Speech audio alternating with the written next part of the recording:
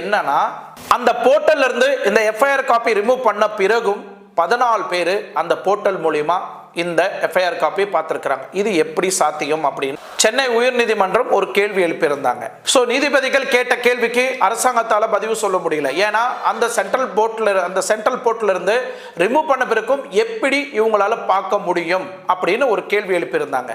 அதுக்கு போலீசார் கொடுத்த விளக்கம் என்னன்னா, ஐபிசில இருந்து பிஎன்எஸ்க்கு மாத்தினதுக்கு இந்த டெக்னிக்கல் எரர் இஷ்யூ நடந்திருக்கு, இது மூலியமா தான் இந்த போர்ட்டல்ல இருந்து இந்த எஃப்ஐஆர் காப்பி லீக் ஆயிருக்கும் அப்படின்னு ஒரு பொய்யான குற்றச்சாட்டு அந்த இடத்துல வைக்கப்படுது.